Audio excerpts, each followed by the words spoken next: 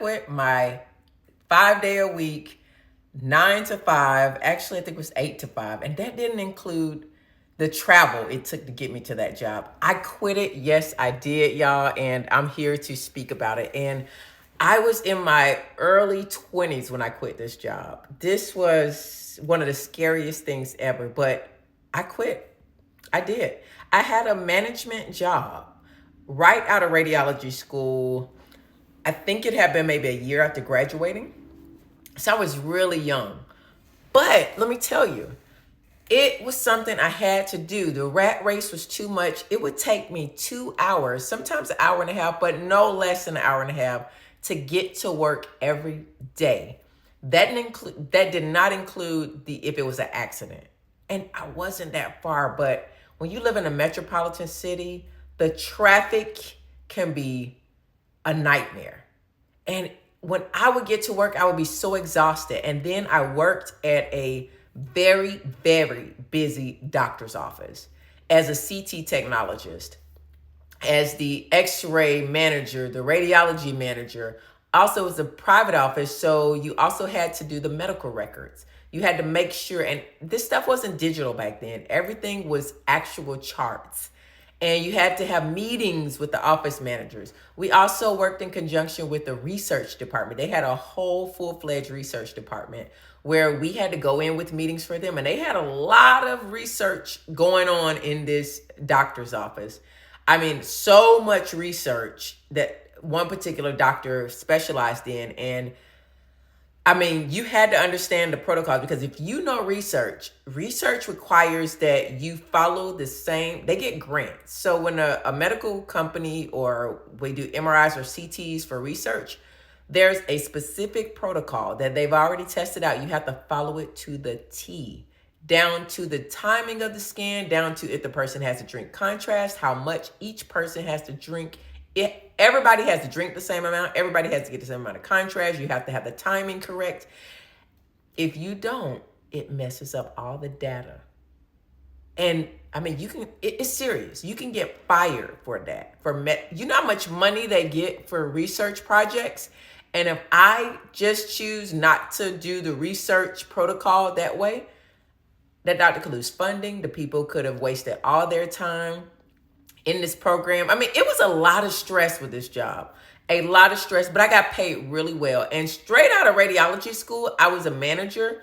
I had to also visit other facilities and make sure that the technologists were following protocol for radiation safety. Whew, it was a lot. Plus, one of the managers, they just were not very nice. And also, I had to travel sometimes. So if someone called out and they did mobile type of x-ray stuff, it was a specialization. And very rarely, but a few times, someone called out and I had to show up. And they delivered the machinery there. But I'm going to tell you, it was a lot. It was a lot of stress and traffic and just a lot. I mean, the people I worked with were very, very nice. That's what made it so well. And the doctors compensated me well. Bonuses were good. But I didn't even tell you how long it would take me to get home.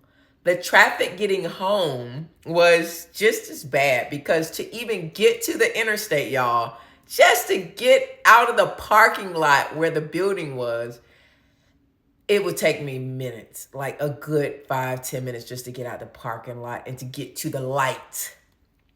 And then I had to get down the street just to get on the interstate. Like, this part of the city is so congested with hospitals, medical offices, different other office buildings and apartment complexes. And it's still to this day extremely, extremely, extremely congested.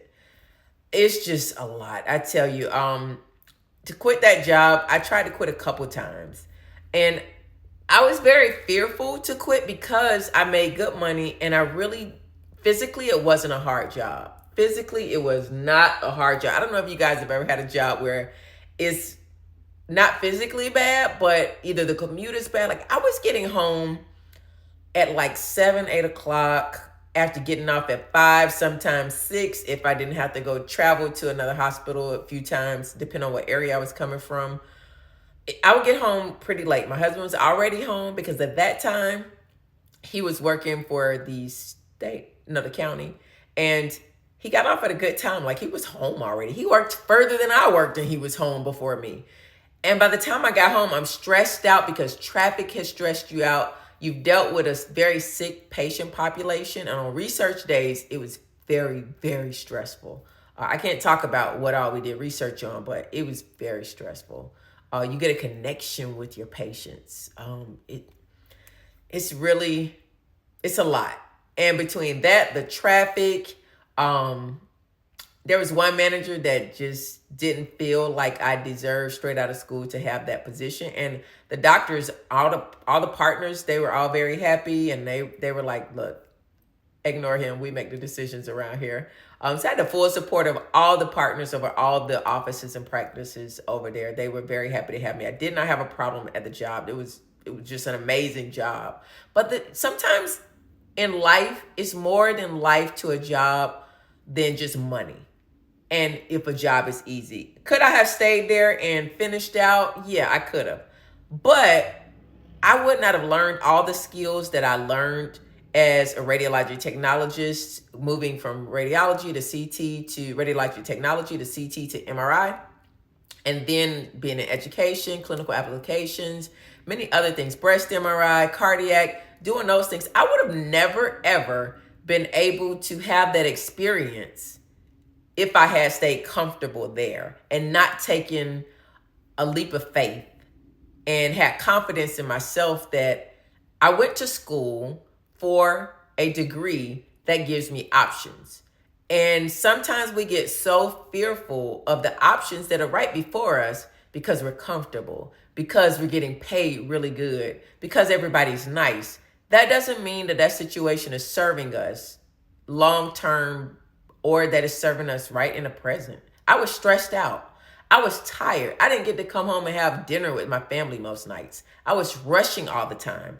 I had headaches all the time. I was popping Excedrin, migraine, and all kind of other, Aleve. I was doing all kind of medications. My stomach was hurting all the time. My head was hurting.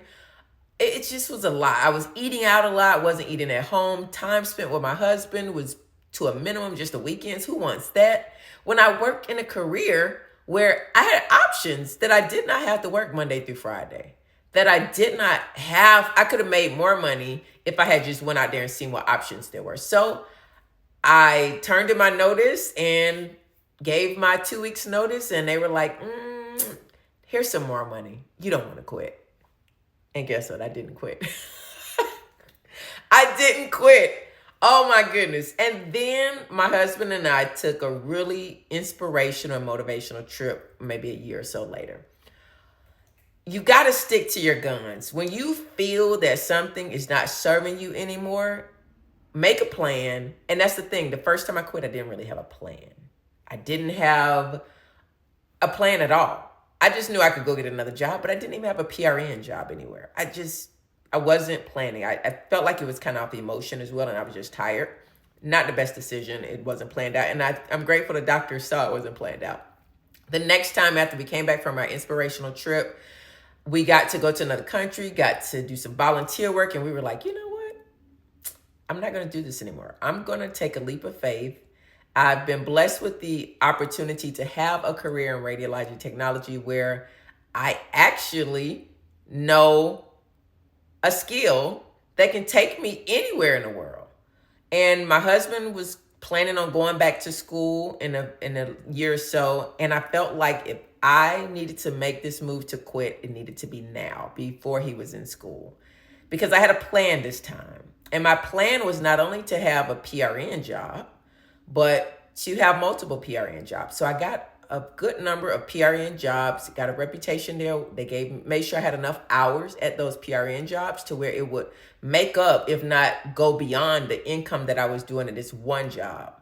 Those jobs, of course, were in different parts of the city. So sometimes I had to drive on the south side. Sometimes I had to drive on the west side. Sometimes I had to drive on the north side.